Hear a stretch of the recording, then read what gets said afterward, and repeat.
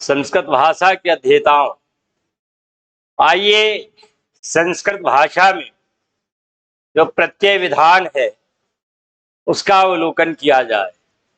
ध्यातव्य है कि शब्दों को बनाने के क्रम में प्रत्ययों की विशेष आवश्यकता है। अतएव धातुओं के साथ साथ प्रत्ययों का अध्ययन भी विद्यार्थियों के लिए अत्यंत महत्वपूर्ण है। न केवल परीक्षाओं के लिए अपितु ज्ञान प्राप्त करने और पढ़ाने के लिए भी ये प्रत्यय वेशक अत्यंत महत्वपूर्ण है।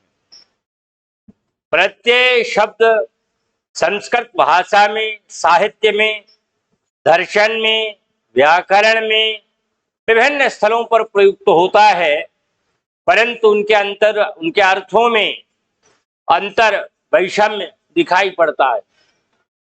प्रत्यय सामान्यतया ज्ञान के अर्थ में या विचारण के अर्थ में प्रयुक्त होता है, जब कभी दर्शनादि में, साहित्य में इस शब्द का प्रयोग होता है तो वह विचार या ज्ञान के अर्थ में अवलोकित किया जाता है। यह उस व्यक्ति के प्रत्यय हैं तो वे प्रत्यय विचार के अर्थ में प्रयुक्त किए जाते हैं, और प्रत्यय शब्द के अर्थ के रूप में ज्ञान शब्द का भी प्रयोग दर्शनादि में किया जाता है। बुद्धि आदि से संबंधित तत्वों के उद्रेक हेतु बौद्धिक प्रत्यय आदि शब्दों के प्रयोग भी संस्कृत भाषा में पर्याप्त आए हैं, प्रयुक्त हुए, परंतु इन शब्दों से भिन्न, इन अर्थों से भिन्न रहने वाला जो संस्कृत व्याकरण में प्रयुक्त होने वाला प्रत्यय शब्द है, यह विलक्षण है, पृथक है। संस्कृत में वृत्तिकार ने कहा है प्रतीयते विधीयते इति प्रत्ययः, का जिसका विधान किया जाता है उसे प्रत्यय कहते हैं। प्रतीयते विधीयते, प्रतीयते का पर्याय है विधीयते, विधीयते के बाद इति का ई है जो अश प्रत्याहार है, और विधीयते का ए आय को प्राप्त कर लेता है, इसलिए विधीयतय बन जाता है एचो यवायावह से। फिर पदांत यकार होने के कारण लोपः शाकल्य से उसका लोप हो जाता है, तो बन जाता है प्रतीयते विधीयते इति प्रत्ययः। तो यहाँ विधीयते माने विधान किया जाता है, विशेषेण धीयते इति विधीयते, विशेष रूप से जिसे धारण किया जाता है उसे विधान कहते हैं, और वही विधान प्रत्यय के रूप में यहाँ दिखाई पड़ता है। क्या कोई बात है क्या?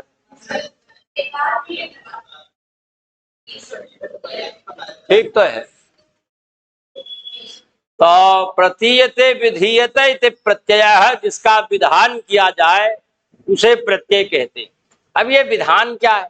कभी कभी इंटरव्यू का सवाल बनता है, पूछ लेता है, विद्यार्थी से पूछा, उसने लक्षण बता दिया, परिभाषा बता दी, फिर पूछ लेता है कि ये विधान है क्या? तो विधान कहते हैं जिसे बाद में स्थापित किया जाए, जो पहले से विराजमान होता है, वह पूर्वावस्था का वर्ण होता है, शब्द होता है, अंश होता है। जैसे धातु है तो धातु अपनी मूल अवस्था में होती है, इसलिए धातु को मूल भी कहते हैं, धातु को जड़ भी कहते हैं, धातु को प्रकृति भी कहते हैं। ये अपनी मूल अवस्था में होती है, लेकिन शब्द बनाने के लिए अकेली धातु पर्याप्त नहीं है, इसलिए धातु के साथ जब तक प्रत्यय नहीं जोड़े जाते तब तक शब्द बनते ही नहीं। ये शब्द बनने की शर्त है, इसलिए प्रत्ययों का विधान किया जाता है, प्रत्यय लाए जाते हैं। पहले से धातु के साथ संयुक्त हों यह आवश्यक नहीं, इसलिए धातु तो मूल अवस्था में पहले से विराजमान थी, परंतु जो प्रत्यय हैं वे बाद में लाए जाते हैं। अतएव प्रत्यय विधान को ही कहते हैं, इसलिए प्रतीयते विधीयते इति प्रत्ययः ये कहा गया। तो इसलिए जो प्रत्ययों का संस्थापन है वह संस्कृत साहित्य जगत में अत्यधिक महत्वपूर्ण है और यह उलझा होने के कारण अत्यंत क्लिष्टप्राय भी है। विद्यार्थी परीक्षोपयोगी अध्ययन करना चाहते हैं और वे कुछ चंद प्रत्ययों का अध्ययन, 4, 6, 10 प्रत्ययों का अध्ययन जो बहुत प्रचलित है, क्वा प्रत्यय, तुमुन प्रत्यय, लेप प्रत्यय, कुछ अध्ययन कर लेते हैं। लेकिन इतने अध्ययन भर से संस्कृत साहित्य में जो पाठ्यक्रम निर्धारित होता है टीजीटी, पीजीटी आदि के लिए, उनका काम हो नहीं पाता। इसलिए कि प्रत्यय जहां असंख्य और अनंत है, वहां सैकड़ों प्रत्ययों का अध्ययन तो अपेक्षित ही होता है। न अतिरिक्त रूप से प्रत्ययों का अध्ययन करें तो भी जो पाठ्यक्रम में विद्यमान हुए प्रत्यय हैं, अर्थात वहां जो शब्द आए हैं, उन शब्दों में जो प्रत्यय लगे हैं, उनको जानने का यत्न तो जरूर करें। और यह एक दिनी तथ्य नहीं है, 1-2 दिन 4 दिन में आने वाला नहीं। हम आपको लालच दे दें और कह दें कि आपको हम 3 दिन में प्रत्यय पढ़ा देंगे, आप भी प्रसन्न, हम भी प्रसन्न। हम इसलिए प्रसन्न कि आपने धन दिया, आप इसलिए प्रसन्न कि गुरुजी बाजी मार दिए, जो लिखवा दिया वही फाइनल हो गया। लेकिन जब आपने परीक्षा दी तो आप बहुत दूर रहे सिलेक्शन से, तो आपको भी कष्ट होगा, हमें भी कष्ट होगा। इसलिए बात बिल्कुल हम स्पष्ट करते हैं। तो इसलिए इस बात को तो जानिए कि लगातार महीनों अध्ययन करेंगे और बार बार संस्कृत साहित्य में विराजमान रहने वाले गद्य पद्य खंडों में जब देखेंगे, उन शब्दों से प्रत्ययों का मिलान करेंगे और ये कोशिश लगातार करेंगे, तब जाकर के धीरे धीरे आपकी बुद्धि में ये व्यवस्थित होने लगेगा। यद्यपि फिर भी बार बार भूलेगा, लेकिन उसका निरंतर अभ्यास आपको अपने सोपान पर अधिष्ठित करेगा, आपका जो लक्ष्य है उस पर बैठा देगा। इसलिए व्याकरण का ये जो प्रत्यय वाला हिस्सा है वह बहुत सरल नहीं है। पाणिनि ने अपनी अष्टाध्यायी में लगभग 2000 प्रत्ययों का दर्शन कराया है। अब इसी से जान लीजिए कि आप कहते हैं 10-15 प्रत्यय पढ़ लें, अब 2000 प्रत्ययों में 15 प्रत्यय आपने छांट ही लिया तो क्या छांटा? कुछ नहीं छांटा। तो ऐसी स्थिति में ये तो आप जान ही लीजिए कि कम से कम 100 प्रत्यय तो बार बार जब अधीत करेंगे उन्हें अपने साहित्य में मिला करके, तो उनके माध्यम से उनका पता चलता जाएगा। तो जिनका विधान किया जाता है वे प्रत्यय हैं। और ये विधान किनसे होता है? ये विधान 2 तरह से होता है, कभी धातुओं से होता है और कभी शब्दों से होता है। इसलिए इनकी मूल रूप से संख्या या मुख्य रूप से संख्या 2 है, जिन्हें कृत प्रत्यय और तद्धित प्रत्यय के नाम से जानते हैं। जब कभी धातुओं से प्रत्यय लगाए जाते हैं तो इन्हें कृत प्रत्यय कहते हैं, और जब कभी शब्दों से प्रत्यय लगाए जाते हैं तो ऐसे शब्दों से लगने वाले प्रत्ययों को तद्धित प्रत्यय कहते हैं। अब जो कृत प्रत्यय और तद्धित प्रत्यय हैं, ये कैसे लगते हैं? मोटे तौर पर बाबूराम सक्सेना जी की भाषा है प्रायः, और इसलिए मोटे तौर पर यह जान लेना आवश्यक है कि कैसे इनका संयोजन होता है। देखिए, जो प्रत्यय हैं या जो धातुएं हैं, ये पूरी पूरी शब्दों में बमुश्किल लगाई जाती है।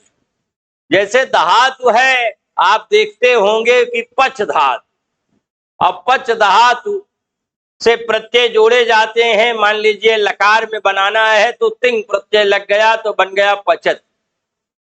लेकिन धातु केवल पच नहीं है बल्कि डुपचस धातु। अब जो डुपचस धातु है उसमें डू का लोप हुआ, अंत में विद्यमान मूर्धन्य श का लोप हुआ और च में विद्यमान रहने वाले अ का लोप हुआ। अब केवल पच भर बचा, तो लोक में वही पच देखा जाता है। यही हाल अन्य धातुओं की भी है। जैसे धा धातु है तो धा माने धारण करना, लोक में यही दिखती है। सामान्य किताबों में यही धातु लिखी भी रहती है, लेकिन आप जब अनुबंध के सहित धातु को देखेंगे तो मिलेगा डुधाई धातु। तो अब ये डुधाई धातु में इया का लोप, डू का लोप, केवल धा शेष रहेगा। यही धा दिखेगा प्रत्यय के साथ जुड़ता हुआ। तो इसलिए ये धातुएं सानुबंध है। सानुबंध माने इनके साथ कुछ अनुबंध जुड़े हुए और इन्हीं अनुबंधों का लोप हो जाता है। जो अनुबंध विरहित वर्ण हैं उस धातु के वही हिस्से जोड़े जाते हैं। और ये अनेक धातुओं में आपको दिखेगा। लगभग 95% धातु में, 90 से 95% धातुओं में यही रूप मिलेगा। कुछ ही धातुएं ऐसी हैं जो अपनी मूल अवस्था में भी और सानुबंध भी वही है। तो इन बिंदुओं का ध्यान रखना आवश्यक है। जैसे डुकरी धातु है तो क्री धातु ही लोक में दिखेगी, लेकिन है डुकरी। अब डू का और इया का दोनों तरफ से लोप हो जाता है। डुलभस धातु है, डू है, लभ है, स है, तो वहां भी केवल लभ शेष रह जाता है, बाकी का लोप हो जाता है। ये सब बातें देखनी पड़ती। अब लोप किनसे होता है, इनके लिए भी नियम कानून है। इत संज्ञा जिनकी की जाती है उन्हीं का लोप होता है। और इत संज्ञा किए जाने के लिए 6 सूत्र अष्टाध्यायी में आए हुए हैं, जो पूरा पूरा डू का इकट्ठा लोप कर देते हैं। डू का, ई का, आदि ने टुडवह माने आदि में विद्यमान रहने वाला ई माने इया में हर्ष स्वीकार लगाओ। और टू हो या डू हो, अगर आदि में हो, जैसे नंद धातु है तो टुनंदी समृद्ध, वह धातु टुनंदी है। अब उसके टू की संज्ञा इसी आदि ने टुडवह सूत्र से हो जाती और फिर उसका लोप हो जाता है, तो केवल नद बचता है। अब नद में इंकार है और इया में चंद्रमा भी लगा है, आधी बिंदी भी। तो जब अनुनासिक स्वर होता है तो उपदेशे जन्मासिक सूत्र से उसकी संज्ञा हो जाती, तसे लोप से लोप हो जाता, तब केवल नद बचता है। उसी का रूप चलता है नदति नदतः नदंत, और नुम का आगम हो जाता है तो नंदति नंदतः नंदंत। तो अब इसी प्रकार से है, जैसे इमिदा इया है तो इमिदा माने धातु के रूप में इया का लोप हो जाएगा और केवल मिद धातु दिखाई पड़ेगी। तो अब वह ई का लोप इसी आदि ने टुडवह से हो जाए। और डू के आपने देखे डुलभस जुधाई आदि में विराजमान है। तो ऐसे प्रसंगों में आदि ने टुडवह काम करता है। बाकी तो एक एक वर्ण का लोप प्रायः करते हैं हलंत्यमाद, लेकिन इनमें ऐसा है जिसमें एक से अधिक वर्ण लगे हुए हैं, व्यंजन भी है, स्वर भी है, उनकी संज्ञा हो जाती है आदि ने टुडवह से और लोप हो जाता है। तो ये व्यवस्था धातु में। कहने का तात्पर्य ये है कि जो धातुएं सानुबंध हैं उनमें जुड़े हुए अनुबंधों का लोप हो जाता है, और जो मूल अवस्था में से माने सानुबंध में से जो शेष बचता है उसी से प्रत्यय आदि लगाए जाते हैं। प्रायः ऐसा देखा जाता है। भाषा का जो अध्ययन है यह सांगोपांग हो, साकल्य रूप में हो, यह अत्यंत क्लिष्ट है सबके लिए। इसीलिए कोई किसी आचार्य ने ये नहीं कहा कि 100% अध्ययन हो गया, क्योंकि 100% कोई है ही नहीं सिवाय ब्रह्म के। ब्रह्म सत्यम, केवल ब्रह्म सत्य है, जगन मिथ्या। सारा संसार जो उसका उत्पाद है ये मिथ्या है, क्योंकि उसकी माया से उत्पन्न है। तो जब माया से उत्पन्न है तो भाषा भी उसी से आई है। इसलिए इसमें भी किया जाने वाला कोई भी मानवीय कार्य, कितना भी बड़ा आचार्य हो, हम उसके प्रति भले सशक्त होते हैं, यह हमारी सनातनी परंपरा है, इसलिए हमें सशक्त होना भी चाहिए। लेकिन कमियां, न्यूनताएं सब में रही हैं। पाणिनि की न्यूनताओं को पकड़ा कात्यायन ने और उनकी न्यूनताओं को पकड़ा पतंजलि ने। इसलिए ये मुनित्रयी की परंपरा ही अकेले इस बात का प्रमाण प्रस्तुत करती है। परवर्ती काल में भी अनेक शब्दों का जो व्यवहारण है वो कहीं न कहीं अपूर्ण रहा, जिसके कारण उनके टीकाओं की भी आवश्यकता पड़ी। लोगों ने शनैः देख देख करके उसे पूर्ण करने का यत्न किया है। और फिर भाषा में भी परिवर्तन होते रहते हैं, अनेक पुराने शब्द, बाद में कुछ और नए शब्द आ गए।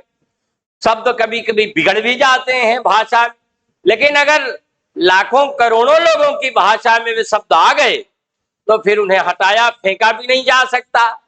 तो उन्हें मान लिया जाता है कि इन्हें भी भाषा में स्वीकार किया जाए और इनका भी अध्ययन किया कराया जाए, साहित्य में आ जाता है तो उनका प्रयोग होने लगता है। तो इस प्रकार से धातुएं जो सानुबंध हैं उनके अनुबंधों का लोप हो जाता है और शेष जो निरनुबंध स्थिति बचती है उसी से प्रत्यय जोड़े जाते। अब जैसे धातुओं की हाल है वैसे ही हाल प्रत्ययों की भी है। अनेक प्रत्ययों में सानुबंध होते हैं 90% प्रत्ययों में, और कुछ में ऐसा होता है जिनमें अनुबंध नहीं होते तो वे सीधे जुड़ जाते हैं, और जिनमें अनुबंध होते हैं उनके अनुबंध का लोप हो जाता है, जो शेष बचता है वही जुड़ता है। या आप देखते हैं जैसे क्वा प्रत्यय है तो उसमें आधा क है, आधा त है, वह में आ की मात्रा लगी है, इसमें क का लोप हो जाता है। पहले शुरू में विद्यमान रहने वाला जो क है उसकी संज्ञा हो जाती है लशक्व तद्धिते सूत्र से, और जब संज्ञा होगी तो तस्य लोप से इत संज्ञक का लोप हो जाता है, इस नियम से लोप हो जाता है। तो भर शेष बचता है वही जुड़ जाता है। तुमुन में न अंत में है, व्यंजन है, इसका हलंत्यम से इसकी संज्ञा हो जाती है और तस्य लोप से लोप हो जाता है, तो वहां केवल तुम भर शेष बचता है। और जो तुमुन में उकार है उसकी भी संज्ञा हो जाती है और उसका लोप हो जाता है। अब तुमुन में लोग लिखते हैं तो म में जो छोटा ह्रस्व उकार लगाते हैं, ऊपर चंद्रबिंदी नहीं लगाते, जबकि नियम चंद्रबिंदी का भी है, क्योंकि चंद्रबिंदी से युक्त जो स्वर है वही इत्संज्ञक हो सकता है। उपदेशे जनुनासिक में कहा गया है कि ऐसा अचमान्य स्वर जो अनुनासिक हो केवल उसी की संज्ञा होगी, ऐसा स्वर जो अनुनासिक न हो उस पर आधा कटा चंद्रमा और बिंदी न चढ़ी हो उसका लोप संभव नहीं है, इसलिए उसका भी लोप हो जाता है। तो केवल तुम शेष बचता है, धातु के साथ जुड़ जाता है तो शब्द बना देता है। लब धातु से तुम जुड़ा बन गया लब्धुम, क्री धातु से तुम जुड़ा तुमुन जुड़ा बन गया कर्तुम। इस प्रकार से शब्दों का निर्माण होता है। तो पहली प्रक्रिया तो ये जानने की आवश्यकता है कि धातुओं के बाद प्रत्यय जोड़े जाते हैं। कभी कभी कुछ लोग प्रत्ययों को बीच में या पहले भी जोड़ने के पक्षपाती हैं, लेकिन जिन प्रत्ययों की बात हम कर रहे हैं वे प्रत्यय कृत हैं अगर, तो धातु के बाद में ही जोड़े जाते हैं। और दूसरे तद्धित प्रत्यय हैं, तद्धित प्रत्यय शब्दों से जोड़े जाते हैं। ध्यान रखिएगा, व्याकरण है, व्याकरण में 2 धन 2 बराबर 4 ही होता है, 4.25 3.5 और 3.25 और 4.5 नहीं होगा। यहाँ हाल ये है कि बिल्कुल कंप्लीट बैठना चाहिए। जब आप कहेंगे कि कृत प्रत्यय जिनके अंत में है ऐसे शब्द क्या हैं, तो कहेंगे कृदंत शब्द है, लेकिन तद्धित अंत में है ये हर जगह आवश्यक नहीं है। कभी कभी तद्धित के साथ ऐसा भी हो जाता है कि वे पहले भी प्रयुक्त हो जाते, यद्यपि ऐसी स्थितियां बहुत कम आई, जैसे बहुचादि प्रत्यय शब्द के पहले भी प्रयुक्त हो गए, तो कभी कभी ऐसा हुआ है। लेकिन अब कभी भी अगर हो गया तो नियम तो यही बनेगा। तो इसलिए तद्धित अंत में ही केवल नहीं होते, जिसके कारण ये नहीं कहा जा सकता कि ये तद्धितांत शब्द है, ये कहेंगे कि तद्धित युक्त शब्द है। इसलिए तद्धित प्रत्यय पहले भी हो सकते हैं, इसलिए हाथ से जब आप कहेंगे तो ये नहीं कह सकते कि तद्धितांत शब्द है।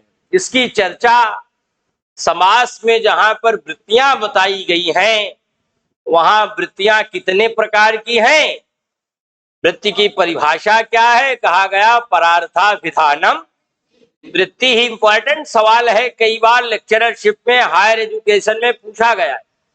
बच्चे हैं चाहते हैं कि औने पौने ढंग से 4 दिन में हमारा काम हो जाए, लेकिन 4 दिन में होगा नहीं, इसलिए हम इस बात को, हमें कहने में कोई गुरेज नहीं। आप पढ़ें न पढ़ें, पढ़ें ठीक से पढ़ें, नहीं पढ़ें तो हम तो जानते हैं कि 5 साल बाद आप घर बैठ जाएंगे, दौड़ते धूपते थक जाएंगे, यहाँ वहां कहाँ, लेकिन अंत में जाकर के या तो आपको सही रूप की शरण लेनी होगी या बैठ जाए। उसका यही तरीका है। अगर तरीके को प्रयोग में नहीं लाए और आपने ककहरा नहीं सीखा, नीचे से ऊपर नहीं बढ़े, तो आपने तरीका नहीं जाना और फिर ये हमेशा दुख देगा। जैसे कभी कभी विद्यार्थी नया आता है तो परेशान हो जाता है कि अरे कोई श्लोक पढ़ाया गया, श्लोक में इतना ज्यादा प्रकृति प्रत्यय बता दिया गया कि हमारे तो ऊपर से निकल गया। कभी कभी यही विद्यार्थी कह देते हैं। मैंने पूछा कि भाई समझ में आया, तो कहा गुरुजी समझ में तो नहीं आया। हमने कहा साहित्य में क्या नहीं समझ में आया? साहित्य में तो गद्य पद्य आसान होता है। कहा इतना ज्यादा उसमें प्रकृति प्रत्यय बता दिया गया कि सब ऊपर से निकल गया। तो ऐसा है, अगर हम ना बताएं तो आपके साथ अच्छा व्यवहार नहीं किया। क्योंकि अच्छा व्यवहार किसे कहते हैं? अच्छा व्यवहार ये थोड़ी हम प्यार से बोले, अच्छा व्यवहार केवल ये थोड़ी है कि आपसे हम शुल्क ले लें। अच्छा व्यवहार केवल ये थोड़ी है कि जब आप कोई चीज पूछें तो उसको बताने के बजाय इधर उधर की बात में आपको उलझा करके उसे समाप्त कर दें। अच्छी बात तो ये है कि आपको हम परीक्षोपयोगी ज्ञान दें, भले व्यवहार हमारा रूखा हो, खराब, भले ही हम धन ज्यादा लें, लेकिन अगर परीक्षोपयोगी ज्ञान हम आपको दे सके तभी आपका हित हुआ, अन्यथा आपका हित नहीं हुआ, आपका कल्याण नहीं हुआ। और ऐसी स्थिति में वही बताना ज्यादा प्रासंगिक है, क्योंकि व्याकरणोचित स्थितियों में ही विद्यार्थी आजकल विफल हो रहे हैं, देखा जा रहा है। तो जो साधारण श्लोक या गद्यखंड का अर्थ है उसे तो सब पढ़ लेंगे, उसे तो आपके पास किताब है, अपने से भी पढ़ लेंगे, लेकिन जो उसकी शास्त्रीय टिप्पणी है वही तो आपको मुख्य रूप से आवश्यक है, उसी में आपको समस्या भी आती, इसलिए उसको बेस से जानना जरूरी है।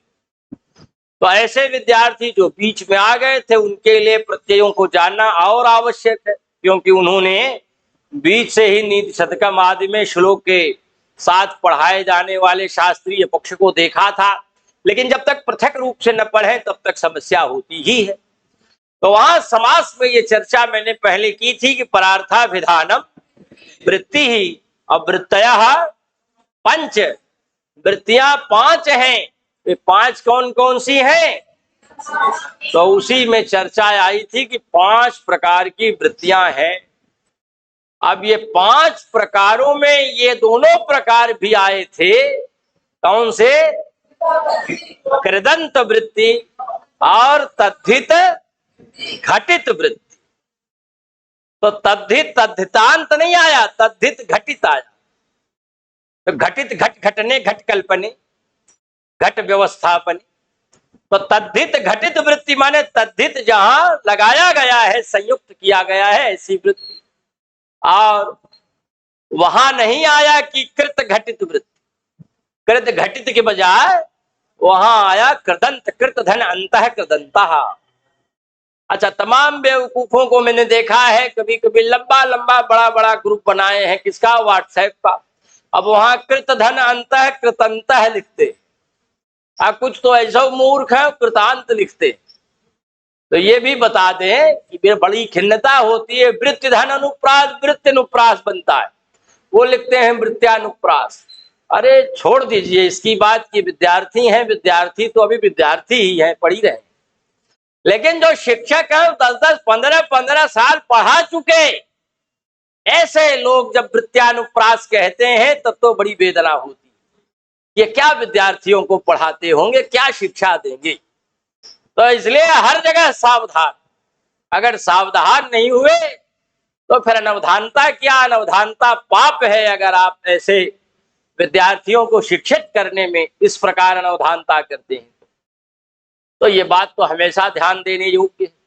तो यहाँ कृदंत कहा जाता है, लेकिन तद्धितांत नहीं कहा जाता, तद्धित घटित कहा जाता है। तो वहां इस प्रसंग में बातें आई हैं, इस प्रसंग को वहां खोला गया है। तो मुख्य रूप से प्रत्यय 2 प्रकार के हैं, कृत और तद्धित। यद्यपि प्रत्ययों के और भेद प्रभेद हैं, लेकिन मुख्य रूप से हमें चूंकि पहले कृत को पढ़ाना है, फिर तद्धित को पढ़ाना है, बाद में अन्य प्रत्ययों का अध्ययन कराना है, और अन्यों में भी हमने सन्नंत प्रक्रिया, नाम धातु प्रक्रिया, यंग प्रत्यय, यंग लुगादि प्रक्रिया, ये सब भी लिखा है। तो इसको भी शनै शनै पढ़ाते हैं, आगे बढ़ाएंगे। लेकिन पहले कृत प्रत्यय और तद्धित प्रत्यय को सानुक्रम बताएंगे। क्यों? क्योंकि ये दोनों पहले अधीत किए जाने आवश्यक। तो कृत प्रत्यय जो धातुओं के साथ प्रत्यय जोड़े जाते हैं उन्हें शब्द कहते हैं, और ये शब्द कृदंत शब्द कहलाते हैं। अब यहां धातु और प्रत्यय दोनों को जोड़ना अनिवार्य है। अगर ये सोचें कि केवल धातुएं से शब्द बना लेंगे तो ऐसा नहीं हो सकता। ऐसा इसलिए नहीं हो सकता कि नियम है। क्या नियम है? न केवला प्रकृति ही प्रयोक्तव्या नापि केवलः प्रत्ययः। न केवला प्रकृति ही प्रयोक्तव्या, केवल प्रकृति का प्रयोग नहीं किया जा सकता, केवल धातुओं का प्रयोग नहीं हो सकता। केवल धातु को कह दें कि ये शब्द हैं, इनको पद मानकर प्रयोग में ले आवें, संभव नहीं। न केवल प्रत्यय, न अकेला प्रत्यय ही भाषा में प्रयुक्त हो सकता है। न केवला प्रकृति ही प्रयोक्तव्या नापि केवलः प्रत्यय। कहाँ मिलेगा? डॉक्टर कपिल देव द्विवेदी कृत लघु सिद्धांत कौमुदी, जो उनका संस्कृत व्याकरण है, उसके कारक प्रकरण की बिल्कुल शुरुआत। इसीलिए मैं एक बात हमेशा कहता हूं कि विद्यार्थियों को क्या करना चाहिए? प्रामाणिक पुस्तकों से अध्ययन करना चाहिए। कभी पथ प्रदर्शक, गाइड, कुंजी, इन सब से कभी मत अध्ययन करिए, क्योंकि आपकी धारा, आपका प्रवाह एक बार खंडित हो जाता है तो फिर बार बार सुधार करने पर भी सुधरता नहीं। इसलिए हमेशा पुस्तकें आपके पास अति प्रामाणिक होनी चाहिए। डॉक्टर कपिल देव जी ने इस बात को कारक प्रकरण की बिल्कुल शुरुआत में प्रातिपदिकार्थ लिंग परिमाण वचन मात्रे प्रथमा के नीचे देखिए व्याख्या के प्रसंग में लिपिबद्ध किया है। तो ये नियम है कि केवल प्रकृति का या केवल प्रत्यय का प्रयोग नहीं किया जा सकता। इसलिए जब तक दोनों को जोड़ेंगे नहीं तब तक शब्द बनेंगे नहीं, और शब्द बनेंगे नहीं तो भाषा में इनका प्रयोग नहीं होगा। क्योंकि अपदम न प्रयुंजित, जो पद नहीं होते उनका प्रयोग भाषा में नहीं कर सकते, इसलिए पद बनाना जरूरी है। तो धातु के साथ प्रत्यय जोड़े जाते हैं तो ये शब्द बन जाते हैं, और जो धातुओं के साथ ये कृत प्रत्यय जोड़े जाते हैं, इनसे जो शब्द बनता है उन्हें क्या कहते हैं? प्रातिपदिक कहते हैं कि पद कहते हैं? उन्हें प्रातिपदिक कहते हैं। पहले प्रातिपदिकों का निर्माण होता है और फिर उनसे एक और प्रत्यय लाया जाता है जिसे सुप प्रत्यय कहते हैं। तो जब सुप प्रत्यय लाते हैं तब जाकर के वह पद बन जाता है, क्योंकि पद बनाने की शर्त है सुप्तिगंतम पद।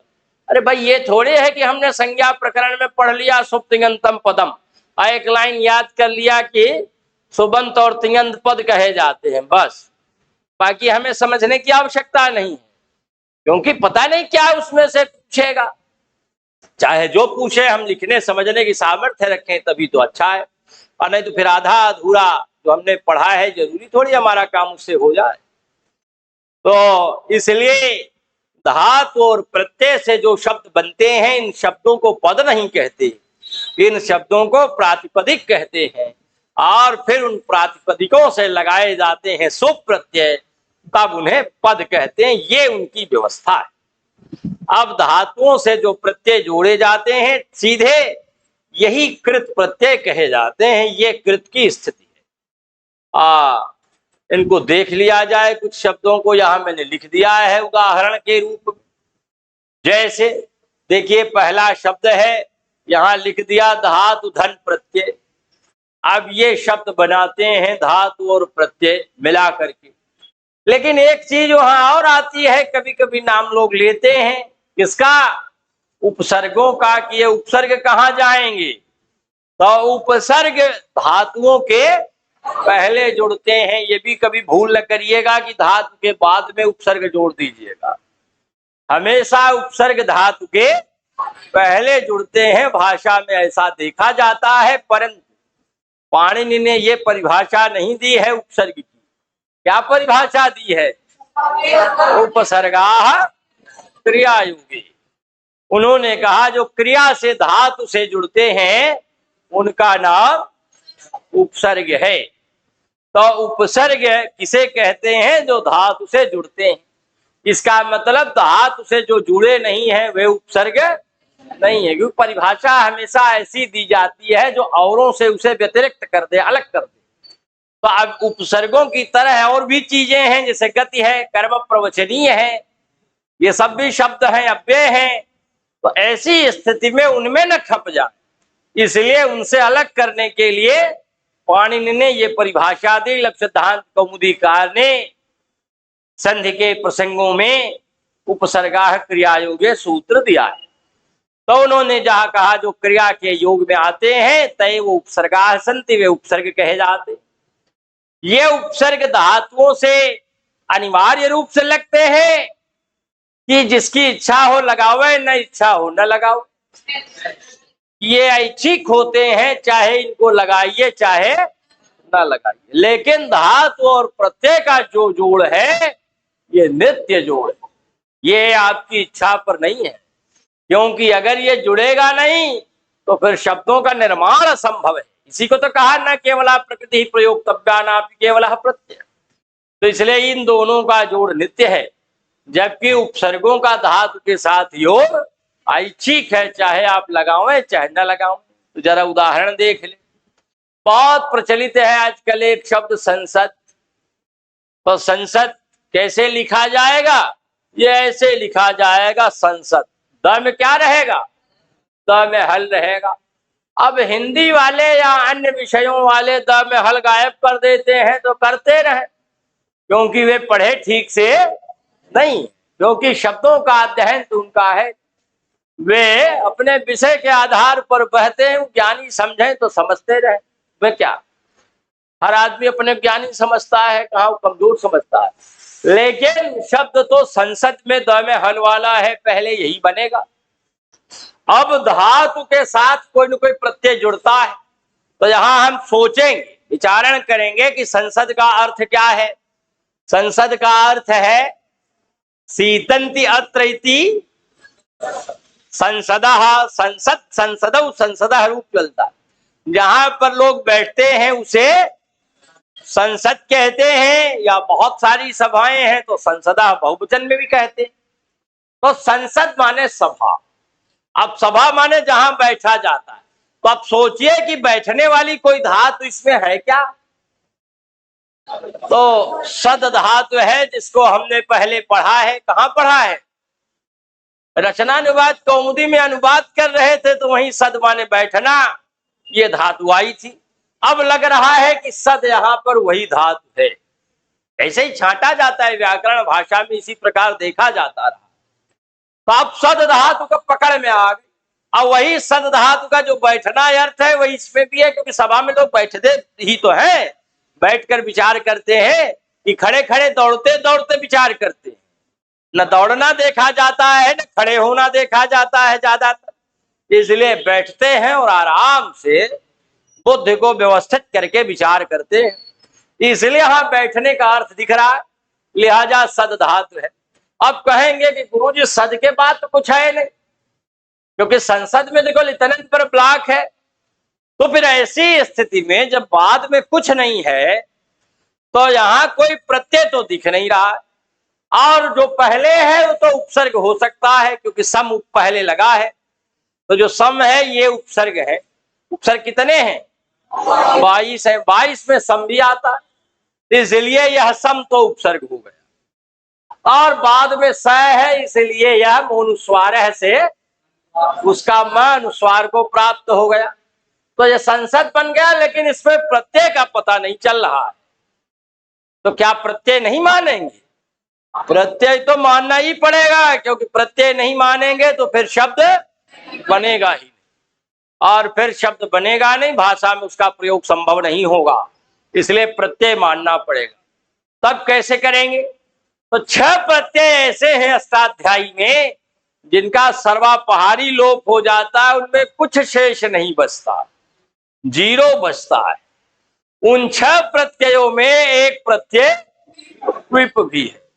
ये कायदे से जो क्विप है वैसे लिखा जाता है क्विप।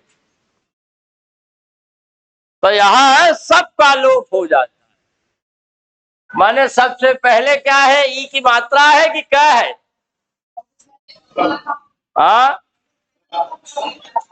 अब कुछ लोग कहेंगे कि सबसे पहले क्या है, कुछ कहेंगे पहले ई की मात्रा है, और ज्यादातर लोग यही कहेंगे कि पहले ई की मात्रा है उसके बाद क्या है। तो जो ये कहते हैं तो महामूर्ख है।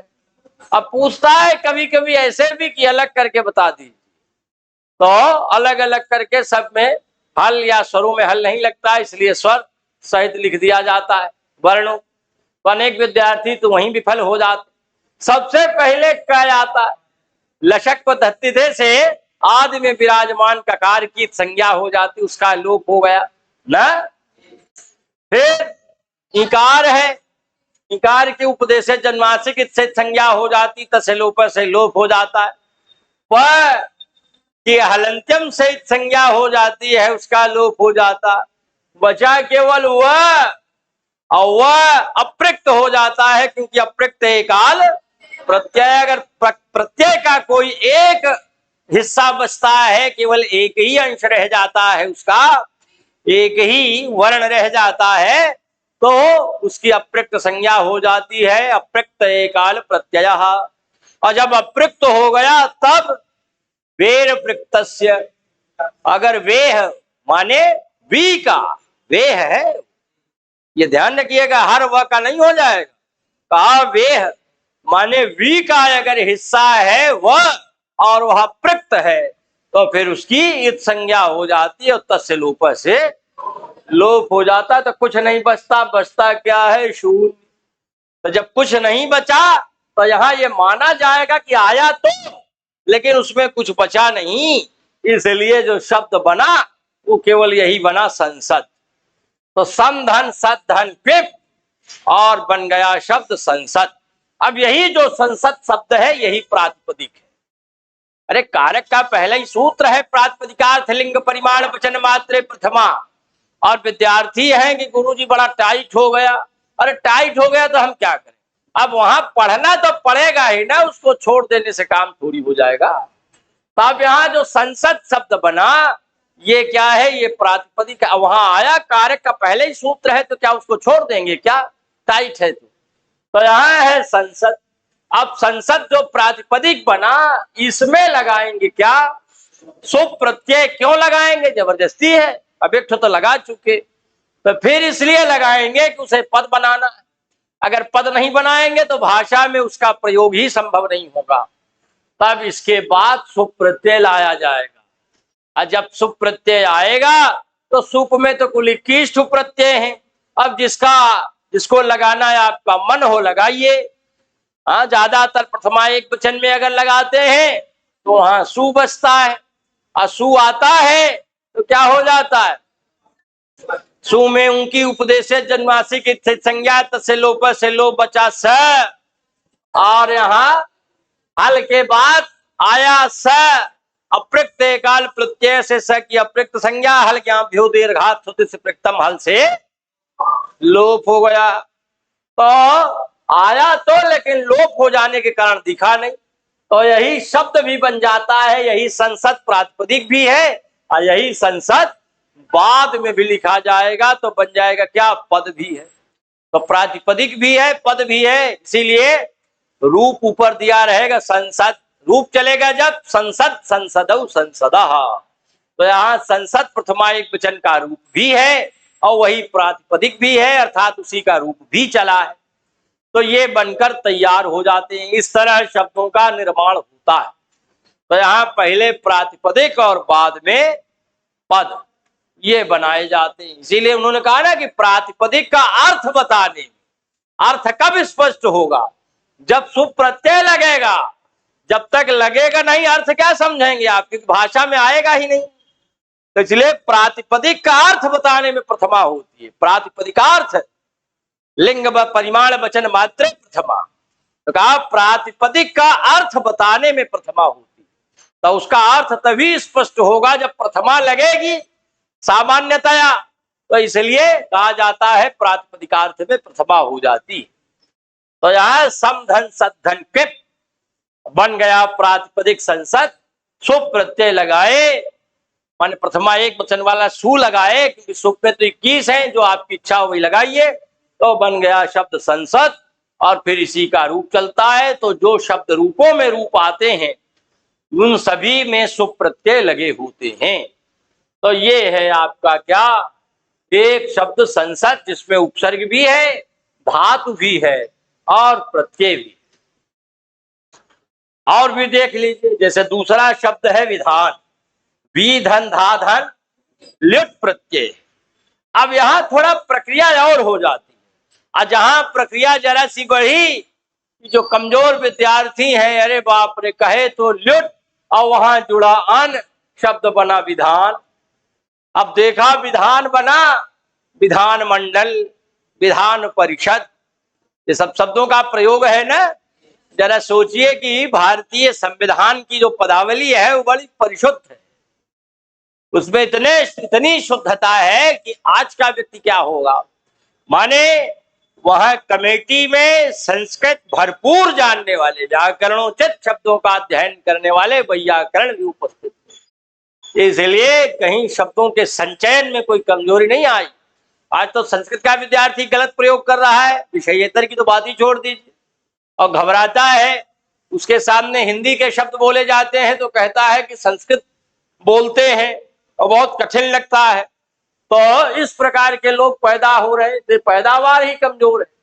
तो फिलहाल ये विधान में ढूंढेंगे कि धातु कौन सी है। तो ये जानते हैं कि पहले 22 उपसर्गों में अगर कोई पहले है तब तो ये उपसर्ग होगा, वी उपसर्ग है, इसलिए समझ गए कि वी उपसर्ग है। अब उसके बाद धातु होगी, बाद में प्रत्यय होगा।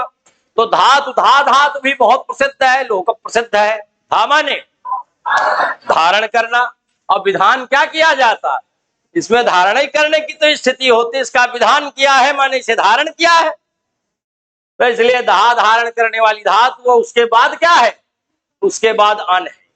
ये अन कोई प्रत्यय संस्कृत में नहीं, तो क्या है, अन के जगह माना जाता है ल्युट प्रत्यय।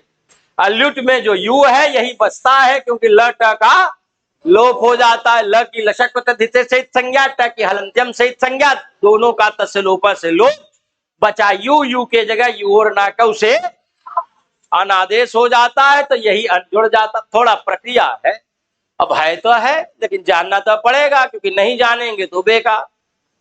तो इसलिए जानना बेशक जरूरी है। अब हो गया वी धन धा धन ल्युट, बन गया विधान। अब हमने तो ल्युट के अलग तोड़ा, यू को कहा अन, लेकिन जरूरी नहीं है कि आपकी टिप्पणी में ये बात लिखी रहे, तो केवल वी धन धा धन ल्युट यही करके आगे बढ़ जाएंगे। तो अब विद्यार्थियों को समझने की आवश्यकता होती है कि ये जो इनका चिन्ह है, संक्षेप में इसका भाव क्या, इसका अर्थ क्या है। इसीलिए अध्यापक होता है, उसे पूछेंगे तो बताए। तो बन गया विधान। अब जो विधान शब्द बना, इससे सुप्रत्यय लाया जाएगा, तब बनेगा पद, क्योंकि विधान क्या है, ये प्रातिपदिक है। इसके बाद जब सुप्रत्यय जोड़ेंगे तब ये पद बनेगा। तो जब पद बनेगा तो या तो विधान बनेगा, या विधानम बनेगा, या विधानी बनेगा, विधाना बनेगा। भाई स्त्रीत्व की विवक्षा का प्रत्यय तीनों तरह से बन सकता है। तो क्या होगा, जहां लुट प्रत्यय होता है वहां बनने वाला शब्द नपुंसक लिंग में ही प्रयुक्त होता है। कुछ प्रत्ययों के साथ ये भी शर्त है, ये प्रत्ययों की अपनी स्पेशलाइजेशन की व्यवस्था है। मैंने YouTube पर अनेक प्रत्यय बताए हैं जिनकी जो विशेषता है, उनकी 8-8, 10-10 विशेषताएं स्टार लगाकर मैंने लिखा है, तो इसलिए उस अवसर पर उसे देख सकते हैं। तो यहाँ विधान शब्द से जो सुप लगेगा उसके जगह नपुंसक लिंग की विवक्षा होगी, और जब नपुंसक लिंग की होगी तो वहां सु के स्थान पर प्रथमा एक वचन में अम आदेश हो जाएगा, और जब अम हो जाएगा तो पूर्व से पूर्व एक आदेश हो जाएगा, तो बन जाएगा विधानम। अरूप चलेगा विधानम विधाने विधानान। तो ये ध्यान रखिए कि अंत में अन आवेगा तो फट से वह विधानम बनाएगा। विधानम, ज्ञानम, संधानम, निधानम आदि अनेक शब्द हैं। अभिज्ञानम, अभिज्ञान शाकुंतलम में अभिज्ञानम है। करणम, दर्शनम, इन सब के जगह अन अन अन अन जहां आ रहा है नपुंसक लिंग में जान जाइए ल्युट प्रत्यय। तो ये पहचान, लेकिन ये पहचान हर जगह बनी रहे ये ऐसा नहीं है, कई जगह खंडित हो जाए। जैसे नंदना, तब नंदना में ल्युट नहीं, ल्यू प्रत्यय। अब ल्युट के साथ तो ये शर्त है नपुंसक लिंग वाली की, लेकिन ल्यू के साथ नहीं है। तो ल्यू में भी यू है, यू के जगह अन आदेश हो जाएगा, बन गया नंदना, मदना, नंदिग्रही 50 दिन्यो लड़न्यचा सूत्र आता है तो वहां यह एक्शन करे, इसलिए वहां मदना, वर्धना, नंदना आदि शब्द भी बन जाए। तो वहां ये जबरदस्ती आप नहीं कर सकते कि नंदनम यही बनेगा, इसलिए कि प्रत्यय बदल दिया और प्रत्यय दूसरा लगा दिया, अर्थ में अंतर आ गया। क्योंकि ल्यू प्रत्यय वाला अर्थ प्रदान करता है, क्योंकि हर प्रत्यय का अपना अर्थ भी होता है, वहां वह अर्थ विन्यस्त है कि नहीं ये भी देखना पड़ता है। इसी प्रकार विद धातु है, देखिए यहां उपसर्ग नहीं लगाया, बिना उपसर्ग वाला शब्द दिखाया। विद धातु है, इससे घई प्रत्यय लगाया। अब विद्यार्थी घबराए कि ये घई घई क्या बताते हैं, बड़ा कठिन हो जाता है, समझ में नहीं आता। तो न समझ में आओ तो घर बैठिए, जाइए गाइए बजाइए, उसके लिए हम क्या करें। घ ये 3 वर्ण है, यहाँ घ का और ये का लोप हो जाता है, अब हर शेष बचता है। अरे भाई, पाणिनि से कोई सशक्त आचार्य पैदा हुआ क्या? आज ब्रह्मांड में आज तक कोई ऐसा संस्कृत का आचार्य प्रकाश में नहीं आया जिसकी पुस्तक मिली हो और उससे अध्ययन करना शुक्र हो। इसलिए सारे शब्दों को, संस्कृत के सारे शब्दों को खींचने का इतना बड़ा कार्य किया है पाणिनि ने, जो लगभग असंभव है आज की दुनिया में। इसलिए कोई भी इससे सरल फार्मूला नहीं है जो उन्होंने खींचा है। यही कारण है कि कई हजार साल बीत गए, लेकिन फिर भी जब व्याकरण पढ़ाया जाता है तो पाणिनि अष्टाध्यायी का ही आश्रय लिया जाता है। इसलिए भले कुछ न्यूनताएं रह गई हों, लेकिन फिर भी सर्वाधिक श्रद्धेय आचार्य पाणिनि ही है। तो विद धातु से घई प्रत्यय लगता है, यहाँ जुड़ जाता है द में, हल गायब हो गया, बन गया विदा। अब ये बी में ई है, ई उ री री, ये 4 क्या है? ये 4 आते हैं, ऐसे स्वर हैं जिनमें गुणादेश हो सकता है, गुण संधि इनके अंतर्गत देखी जाती है, इसलिए ई के जगह ए हो जाता है, गुण का आदेश हो जाता है। तो गुण का आदेश हो गया तो बन गया वेद। अब कुछ लोग कहते हैं कि जहां ये की संज्ञा होती है वहां तो बड़ी बढ़ोतरी होती है, इस हिसाब से तो वेदह नहीं वैदह बनना चाहिए, लेकिन जब उपधा में प्रयोजक हो तो वहां गुणादेश होता है, वहां वृद्धि नहीं होती। तो ये द के पहले का नाम उपधा है, अलोन्त्यात पूर्व उपधा, इसलिए ये उपधा हो गया, इसलिए यहाँ पर अब गुणादेश ही होगा, वृद्धि नहीं होगी। तो बन गया वेद। अब वेद क्या है? प्रातिपदिक है, इसे पद बनाने के लिए सुप्रत्यय ले आए, प्रथमा एक वचन में ले आए तो बन गया वेदा। अब घई की विशेष का स्थिति है, तो मुख्य विशेषता यह है कि इससे बनने वाले शब्द हमेशा पुल्लिंग में होते हैं, जैसे इसके वाले स्त्रीलिंग तो वैसे इसके पुल्लिंग। अब ये हमेशा रूप चलेगा वेदा वेदौ वेदाह राम की तरह चलेगा।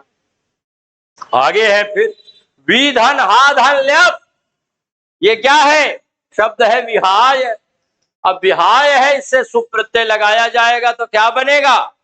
अब यहां देखिए कौन सी धातु, कौन सा उपसर्ग, उपसर्ग वी दिख रहा है, पहले है, इसका मतलब बाद में कोई प्रकृति होगी, बाद में उसके प्रत्यय होगा। तो कौन सी धातु है? हा। अब हा धातु है, किस अर्थ में आती है? हा त्यागे माने छोड़ देने के अर्थ में, तो इसलिए हा त्यागे, और इसी हा को धातु को जहादेश हो जाता है, तो जहाद गदम शब्दम जहाद गदहा, जो विशेष शब्द छोड़ता है उसे गदहा कहते हैं, स्पेशलाइजेशन में है। तो यहाँ हाथ आगे ये धातु है। अब ये जो हा धातु है इसके बाद भी कुछ होगा तब तो यह है, तो बन गया विहाय। लेकिन आजकल अन्य भाषा वाले कहते हैं हाय हाय। अब ये हाय हाय कह तो हाय हाय रहे हैं, लेकिन अर्थ क्या है? दूर चले जाओ।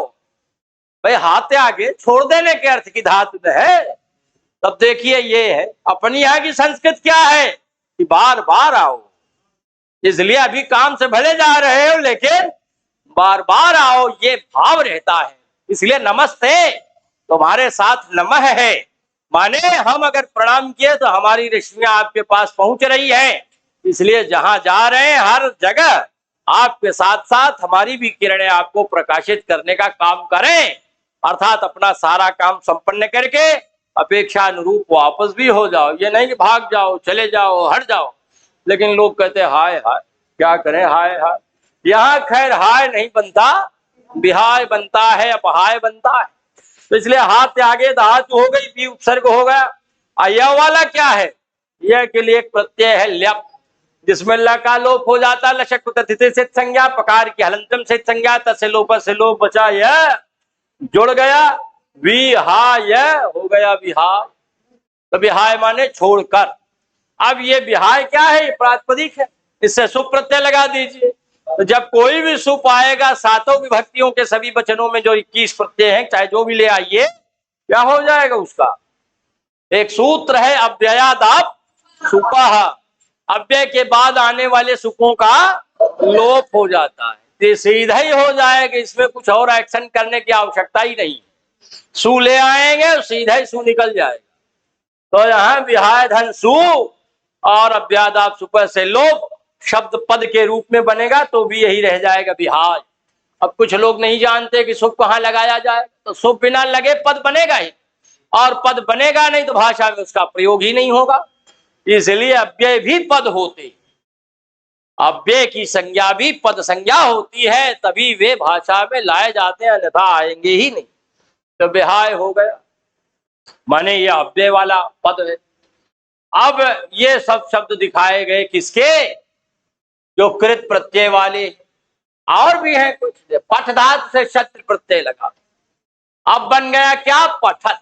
ये प्रातिपदिक बना, ये क्रिया बताने वाले प्रत्यय। तो यहाँ पठ धातु है, यहाँ कोई उपसर्ग नहीं लगा, पठ धातु से शत्र प्रत्यय। अच्छा, उपसर्गों की शर्त कुछ प्रत्ययों में है, जैसे यहाँ जो विहाय बताया, तो यह प्रत्यय की शर्त है कि उपसर्ग पहले, लेकिन अब बहुत जगहों पर शर्त नहीं है, हो चाहे ना हो।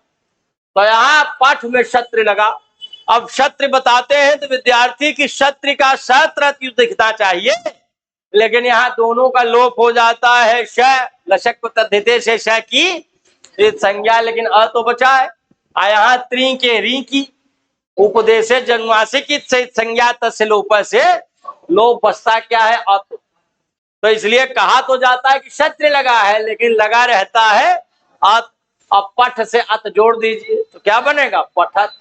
अब ये पठत क्या है, प्रातिपदिक है।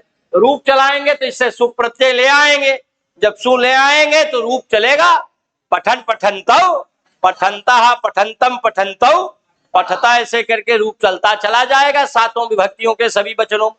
अब उसमें और प्रोसेस प्रक्रियाएं करनी पड़ती हैं, जो हायर एजुकेशन में विशेष रूप से पढ़ाई जाती।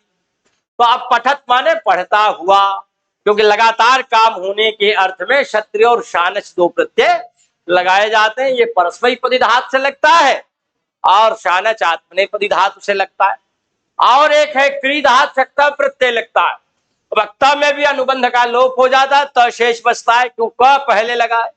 और क का किससे लोप होता है, लशक पता धिते से क की संज्ञा से लोप से लोप बचा त, यही क्री के साथ त लगा, बन गया कृत। अब यहां देखिए वृद्धि या गुण नहीं हुआ ना, यहां क्या है, यहां ज्यों का त्यों, माने अक्तव प्रत्यय अक्तवत प्रत्यय होते हैं, तो वहां गुणादेश या वृद्धि नहीं होती, जबकि यहां वेदा में हो गई थी। ई के होने पर ए हो गया ना, वेदा बन गया। तो ई ऊ री री, और उसी में तो री है ये, तो आर आदेश हो जाना चाहिए, अंत में है, लेकिन हुआ नहीं। और जबकि आप पढ़ते हैं पृथुकार तत्स्वरपात्रम भूषित निशेष परिजनम देव बिलसत करेणु गहनम संप्रति सममावयो सदनम। भिखारी आया, सवेरे का टाइम था, कहा महाराज आपका और हमारा दोनों लोगों का घर बराबर है।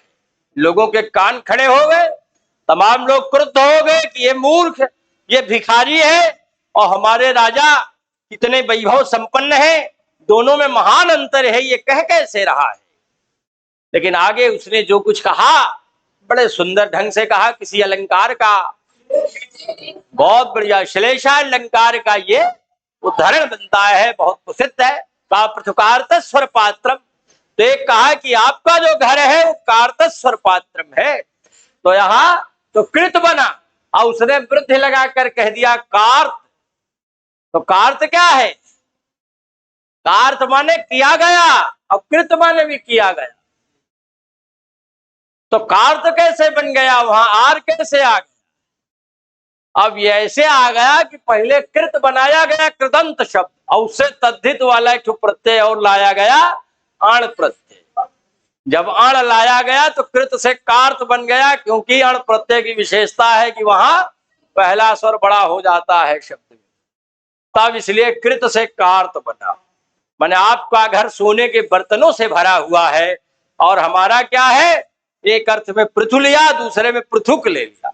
आर्तस्वर पात्र माने आर्तनाद जहां होता रहता है, करुण क्रंदन हो गया रहता है, ऐसे करुण क्रंदनों से भरा है। तो कहा पृथु कार्तस्वर पात्र और दूसरे में लिया पृथुक आर्तस्वर पात्र। तो हमारा घर करुण क्रंदनों से भरा है। क्यों? राजा का तो और करुण क्रंदन होता रहता है, सभा भवन में बैठा है, दोनों तरफ से सैकड़ों हजारों लोग बैठे, तब तो कहा हमारा तो 24 घंटे होता है, राजा तो सभा के समय में होता है, वो भी राजा ऐसे हाथ उठाए तो सब शांत हो जाते, परंतु हमारे यहाँ तो शांत होने वाले हैं। क्यों? क्योंकि जहां गरीबी ज्यादा होती वहां बच्चे भी ज्यादा, और पुराना समय भारत का, बच्चे भगवान की देन है, दर्जन डेढ़ दर्जन 2 दर्जन आम बात। तो इसलिए खूब फरात है। अब गरीबी इतनी है कि हमारे पास, सबके पास बढ़िया संसाधन नहीं, सब जमीनें पर सो जाते हैं। भूषित निशेष परिजनम देव है, उस प्रसंग में उसकी चर्चा करें। यहाँ कृ से अक्ता है, बन गया कृत, सो प्रत्यय लग जाएगा तो तीनों लिंगों में इसका रूप चलेगा। पुल्लिंग में कृतः कृतौ कृता, स्त्रीलिंग में कृता कृते कृता, नपुंसक लिंग में कृतम कृते कृता। ये सब शब्द हो गए कौन से? कृत प्रत्यय जिनमें लगाए गए हैं, तो धातुओं से लगाए जाते हैं।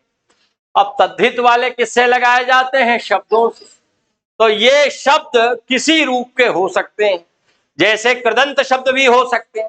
अब कभी कभी ऐसे भी शब्द होते हैं जिनमें कृत प्रत्यय खोजना आसान नहीं, तो ये भी जानिए।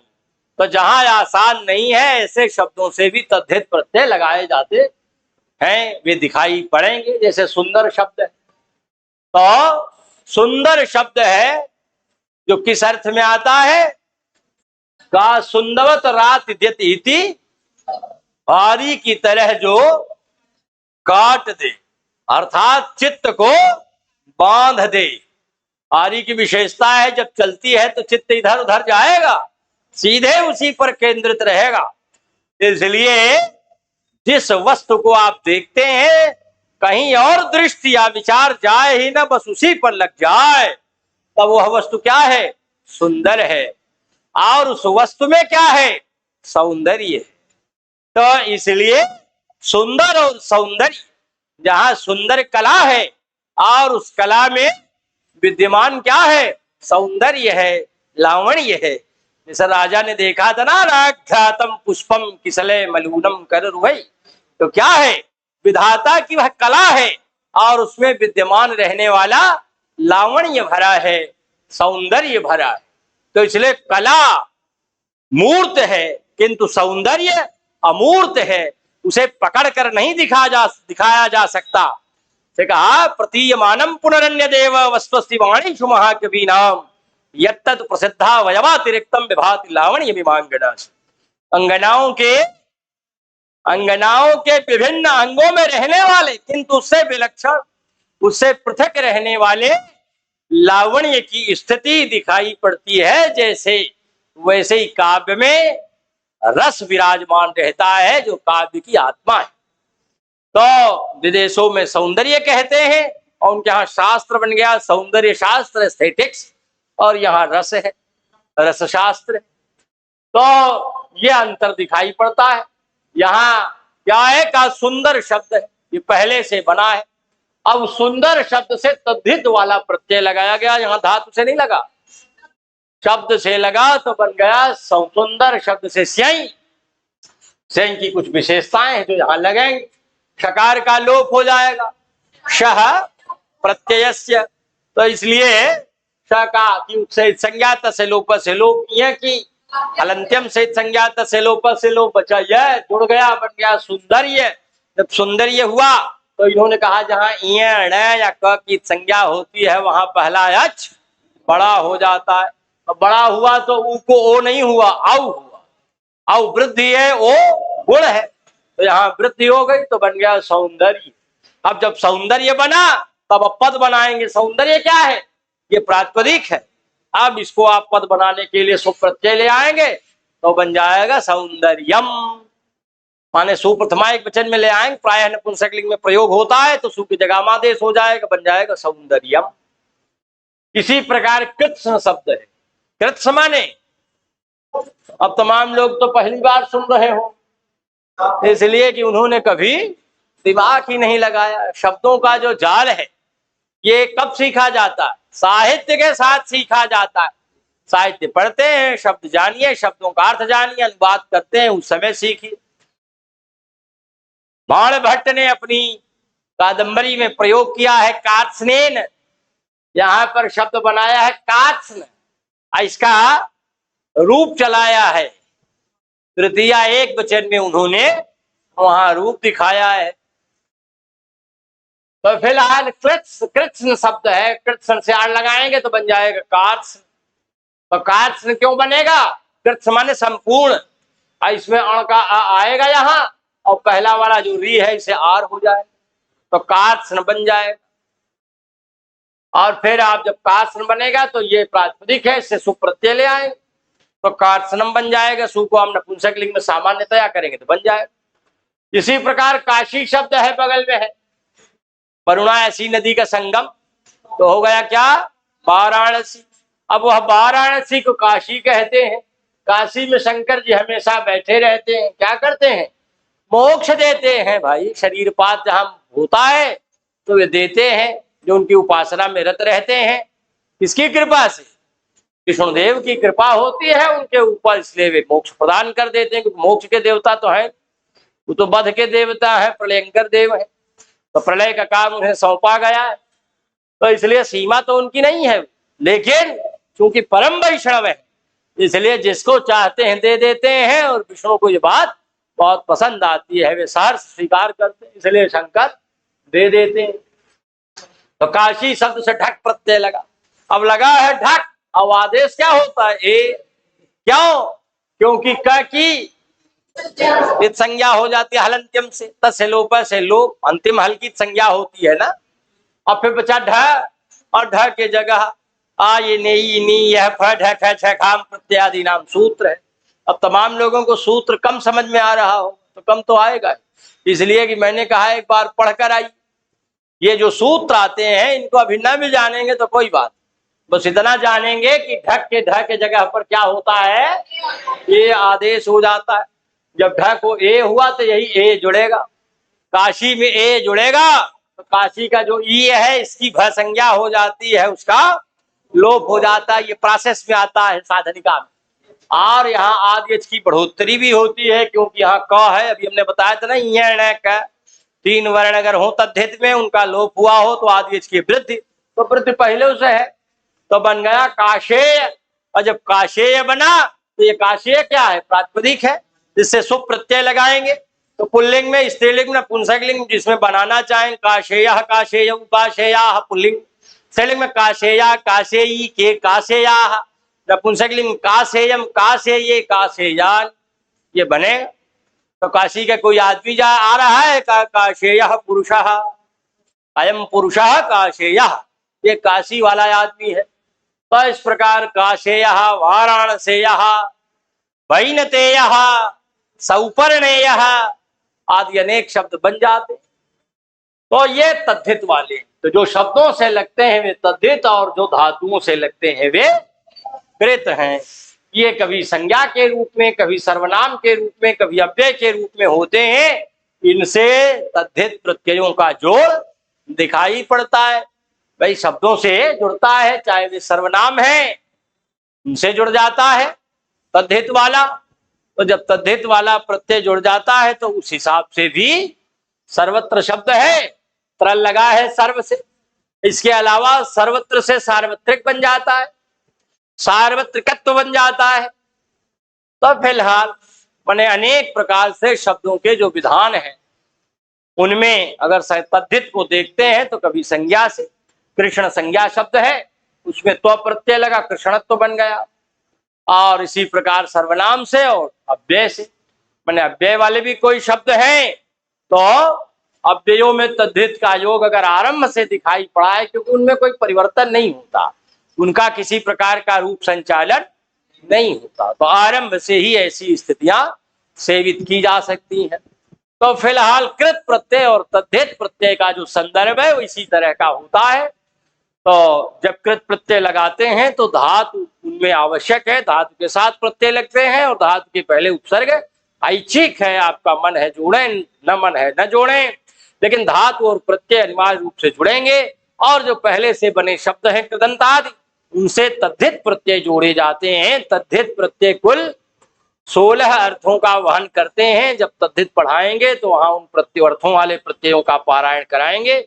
आज इतनी बातें हुई, हम एक बात कहेंगे कि डॉक्टर कपिल देव द्विवेदी का जो संस्कृत व्याकरण है, लघु सिद्धांत कौमुदी है, प्रत्यय कृत प्रत्यय पढ़ा जाना है पहले। तो पढ़े जाने के पहले उन्होंने 2-2.5 पेज की एक संक्षिप्तिका प्रस्तुत की है, आवश्यक निर्देश। उस आवश्यक निर्देश को जरूर पढ़ कर आएंगे। आवश्यक निर्देश पढ़े रहेंगे तब आगे जाकर सूत्रों के हिसाब से एक एक शब्दों को लेंगे और उन शब्दों का पारायण भली भांति आपको हम कराने में सक्षम होंगे। तो इसलिए सुषुप्तावस्था को छोड़ करके अगर जागरूक हो गए तो फिर आपको ये कठिन प्रकरण होता हुआ भी आगामी भविष्य में बहुत सरल प्रतीत होने लगेगा और फिर आपको लगने लगेगा व्याकरण हम बहुत अच्छे तरीके से जानने लगे। लेकिन आरंभ में जरूर यह श्रम साध्य है और आपको पलायन करने के लिए विवश कर देता है। इसीलिए पहले से ही जो कमजोर सत्व वाले हैं वो बाप रे भागे वहां से, और जो मजबूत सत्व वाले हैं वो भिड़ते हैं कि आएगा कैसे नहीं। तो इसलिए जब हफ्ते 10 दिन भिड़े तो फिर धीरे धीरे आने लगता है, क्योंकि भाई जब भागेंगे दैन्य आ जाएगा आपके अंदर, तब तो भाग जाएंगे। अर्जुन तो भाग खड़े थे ना, उन्होंने कहा कार्पण ये दोषों पहते स्वभाव है, दैन्य नामक दोष ने हमारे स्वभाव को ढक लिया है प्रभु, हमें कुछ समझ में नहीं आता। लेकिन कृष्ण ने समझ लिया कि गुणधर्म इसमें है, समझाने बुझाने पर काम हो सकता है। तब उन्होंने समझाया और पटरी पर ले आए, काम हो गया। बाद में वही अच्छा लगा, क्योंकि वही हितकर था, वही कल्याणकर मार्ग था।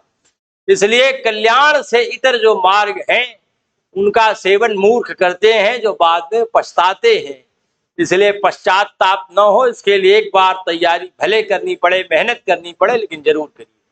अधिक समय हो गया है इसलिए नहीं शब्दों के साथ भाग विराम। बहुत बहुत धन्यवाद, साधुवाद।